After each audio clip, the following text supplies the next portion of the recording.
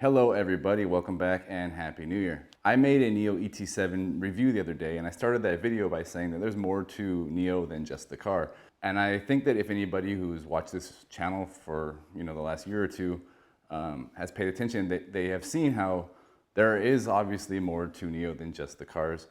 It shouldn't come as a shock to you. So today what I want to do is I want to take a look at how the NIO experience as a whole really works in Europe and how it compares to China. And I would say that it all starts with the mobile app. Of course, the mobile app has car controls, that's to be expected, but it also has a whole lot more. A social network, it's been gamified like very extensively in China. And I'm gonna talk about all those things in this video today.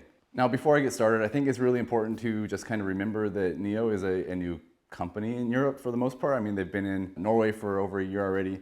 But they just launched in a few other countries. And so, of course, any new company, there's going to be some growing pains, there's going to be some teething issues, and I think that's to be expected. It doesn't excuse them, of course, but it does explain a little bit about what I'm going to talk about today. Not everything, though.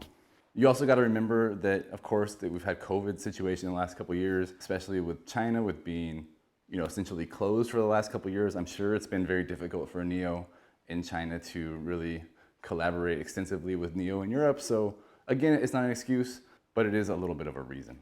So the first thing we're gonna do is we're gonna start with what's good about the NIO app in Europe. And I will say that the NIO app, it functions exactly as you would expect. Okay, so I've got my mobile app right here, and let's just take a look at the home screen. It starts with, from the top left, you have the name of your car. Mine's just my ET7. You have the estimated range, the remaining state of charge. All that stuff's all well and good, just like the Chinese app. Very good. You also have status update. Currently, it says the car is unlocked. As you can see, the unlock button is illuminated. You can also vent the windows or open and close the windows. You can open up the trunk, the lift gate. You can also toot the horn. All this stuff works perfectly, flawlessly. No complaints at all. As well as the climate control. That's easy to toggle on and off. At this point, I guess I should say you should go back and watch my video explaining the NIO app in China and how that works, because that might show you more of what I'm going to talk about today. But if you haven't, it's okay too. I will still try to make things clear as possible. You also have your home charger status right there. You can schedule charging. I don't have a home charger from NIO. I'm not even in Europe anymore, of course. I don't have it, so I couldn't really test that out. And you also have the charging map, which shows you a variety of options depending on which search parameters you want to include. You can just search for power swap stations or just search for DC fast charging or whatever the case may be. That all works just fine. And so I have no complaints with that. Aside from those main functions of the app that work just fine, I would argue that after that, the app kind of takes a big dive in quality. Even some functions that are available in China that you would think would be, not necessarily like vital to include, but they're very useful to include and shouldn't be too hard to port over.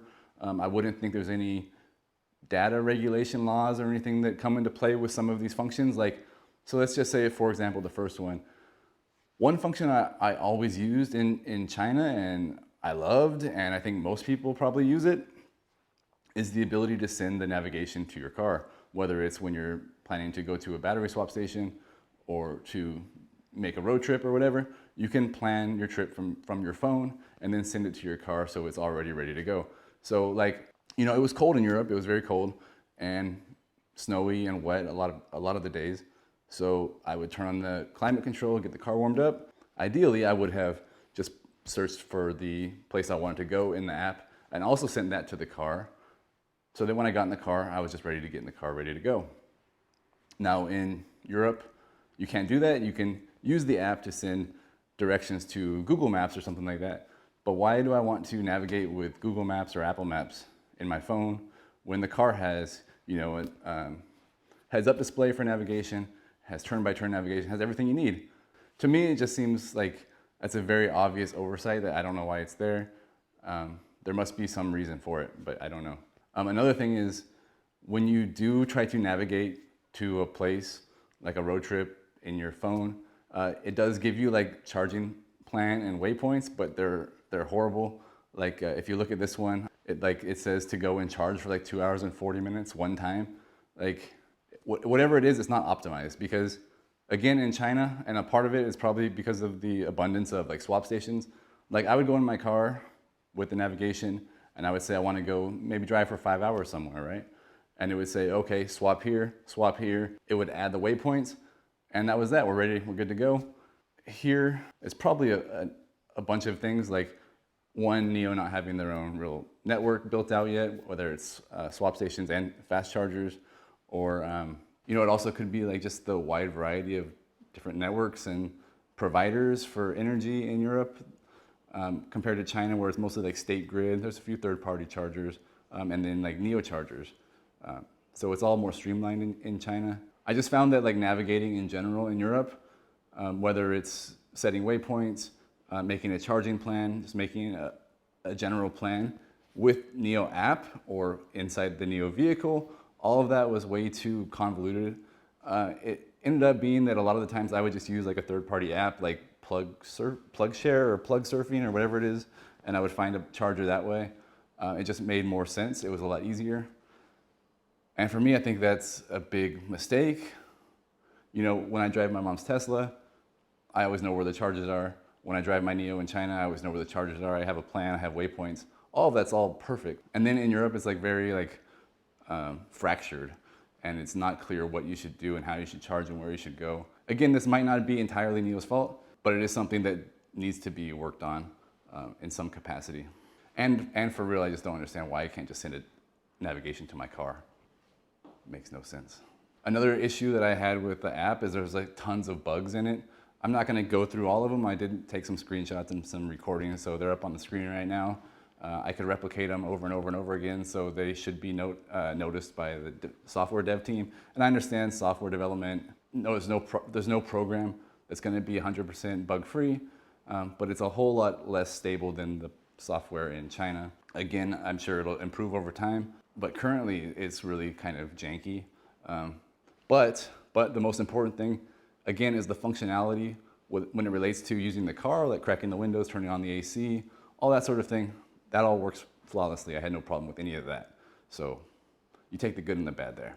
Although there was one time where I had a system fault notification in my car, but I didn't know I had a fault because I didn't get a notification in the app. When I checked the app, it didn't say that there was windows down or anything, so let me just tell you the story. I parked the car, I was in Slovenia, Croatia. It was a rainy day, brought all my stuff into the hotel. Car was all locked up tight, it should have been. I thought it was. The windows all appeared to be closed from my eyes and from the app. The next day in the morning, I went to the car and the window was cracked like that much, and it had rained overnight, and so the water got in the car. I looked at the app right then when I was looking at the car, like, why is the window open? I looked at the app, it didn't say the window was open, it said the car's locked, windows are up. Okay, it's interesting. So I dried the car out a little bit with a towel and then went around and got in the car, and there was a notification on the car. It said there was like a window sensor fault or something. It went away really quick, so I couldn't get a picture of it or anything, but it disappeared quick, but there was some sort of fault with the car, but it didn't have a notification in the phone. It didn't say the window was open. Thankfully, nobody broke in the car, stole stuff, but that is an issue that needs to be addressed, which I'm sure probably very rare. Maybe I'm the only one that's ever happened to, I don't know, but it wasn't a great thing to have happen. At the very least, there should be some redundancies in the software where it does tell you the window's open, or anytime there's a fault in the car, it should push it to the phone, but it doesn't currently, and that's a problem. And there's also no Guardian mode yet, which is their version of Sentry mode. That's not available yet in Europe, so I would have never used it except just to test it out because I wasn't worried about my stuff getting broken into. But I would assume that if you have Guardian mode on and the window goes down, then you'll probably get a notification. So maybe in the future that'll be fixed. Okay, so we've covered the functionality of the app works, but how about the things that make owning or being a part of the NIO community fun, right? So what I mean by that is, if you look at the NIO app in China, there's so much to do. There's so much of a community aspect. There's so much of a game aspect to it. Where in Europe, it's very, very, very bare bones experience. And I get it. Besides the fact that the community is very small, there's also the fact that there's a whole lot of different laws about data privacy and things like this in Europe, which I'm sure don't make it easy to operate a social network or to gamify the public roads like NIO does in China. So let's just talk about though what is missing. First, one thing that I really loved was Light Up China. If you drive a NIO and you opt into this program essentially, when you drive around, you go to like a tourist destination or a new city, you check in automatically to that place. And then you can look how you rank compared to other people for the most places visited in China, or most places that you've been the first one to go to that place. So that's called Light Up China, and that was really cool. And I talked about that in another video, which you can watch about the NIO app in China. I really like that. Also, with the NIO app in China, you have leaderboards that they do monthly.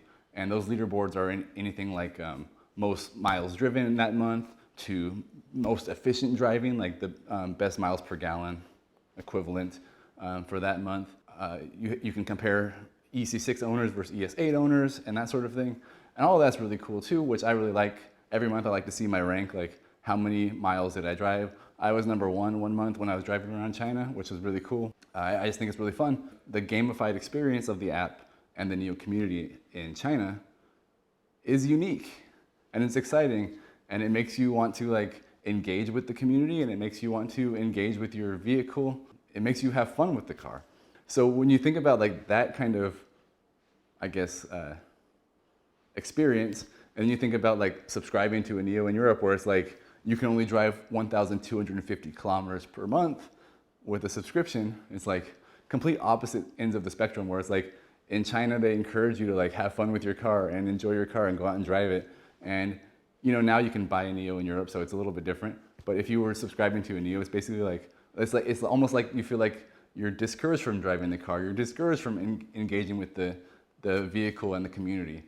And so it's kind of a different idea. And I'm going to talk about kind of like what I feel like NIO doesn't get in Europe about the NIO experience in the next video. So stick around for that one. So there's all that. And then if we start to look at like the social network aspect of the NIO app in Europe versus China, in China it's like it's not strictly focused on NIO. Like obviously almost every user there has a NIO vehicle, but they share things from their life. It's more like a Facebook kind of timeline or WeChat moments timeline where it's not strictly focused on the car.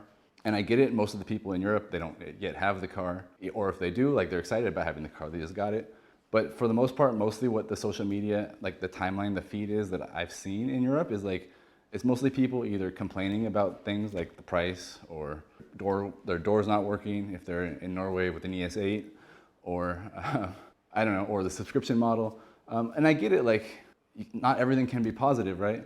Even this video right now, you might argue it's not really a positive video, but I feel like the social network aspect in China is very much more focused on like living a joyful lifestyle, having a joyful community, having a friendly community where people interact with each other. And maybe it's just the personality of Chinese people versus Europeans, I don't know. But I felt like a lot of the NIO app in Europe is a little bit negative. And again, I get it, like if you're upset that your door handles don't open, of course you're gonna, complain about it. If you have, there's something about plug share not working or being canceled for Norwegian users, and of course they're not gonna be happy about it, they're gonna complain about it. But you don't see the opposite side where it's like people who are happy, living a joyful lifestyle, having a community. That's really not there, it's not present, and it's kind of weird. But again, the community is very small, and I'm sure as people you get the car and things change, the community will make what the community wants to make. So it has to be organic to be real. And right now, I guess the authentic organic community is, yes, people mostly happy with the car. The only way to really get their attention is to post about it and talk about it. So I do get it, but the community aspect feels very, very different currently. I do hope over time that it becomes more of like a positive place for people to share things from their life, and who knows, but for me, like, I don't interact with like social networks that are real negative. I don't post on Twitter, I don't have Facebook. The world is a negative place enough already as it is. I like to contribute like positive things to the world. The feeling, at least generally speaking, in China is that's what the NIO community also wants to do, and the NIO social network. So what other issues are there? Another issue I have with the app is like, you don't get all the really interesting data of your car after you make a trip, after you drive.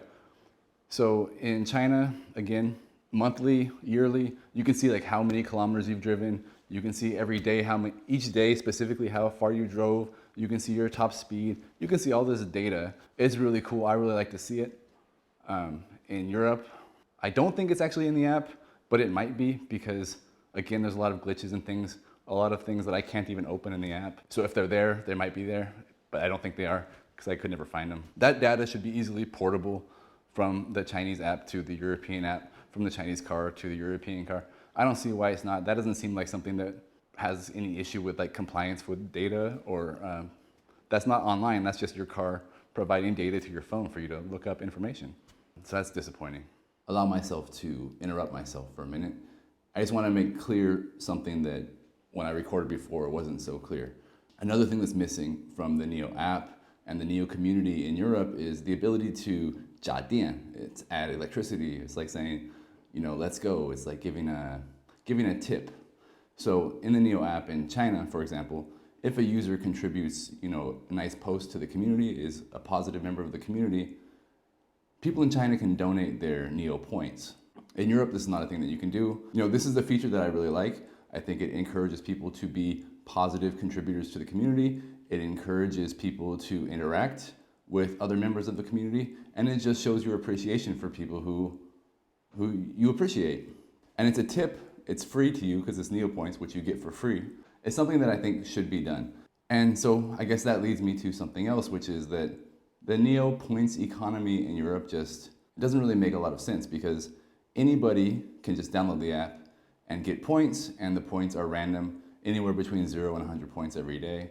Now in China, we also have random amounts of points and stuff, but if you are a NIO user, when you continue your active daily point streaks of checking in on the app, you also get kind of like a mystery box, like a loot box, which can include extra NIO points. It can include actual real NIO life items that can be shipped to you.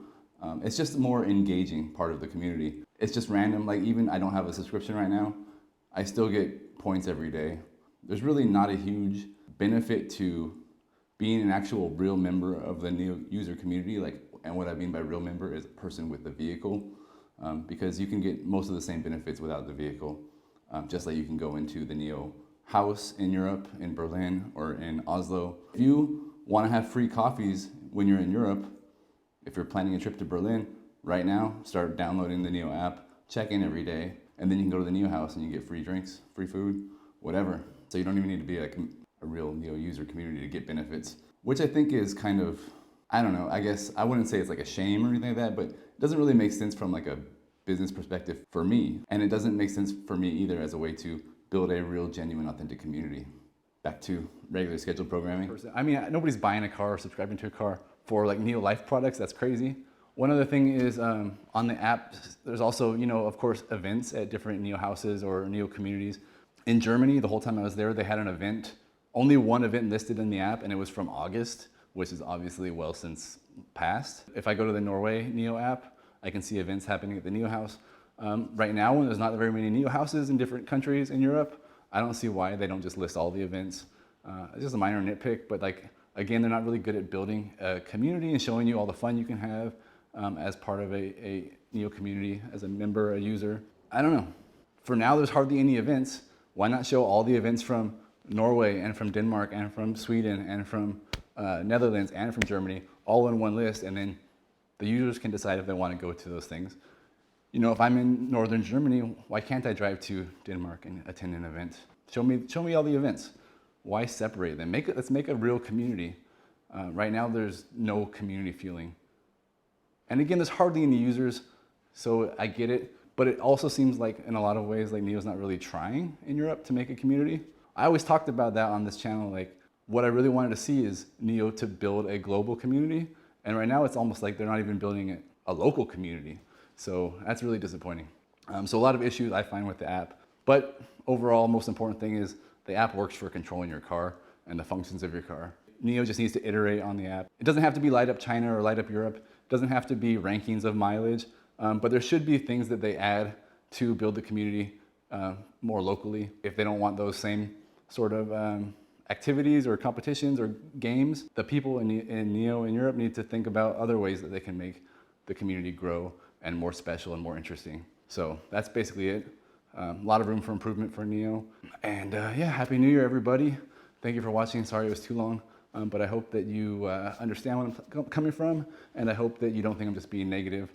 I would just like to see things improve and be better. That's all. Peace out. Bye-bye.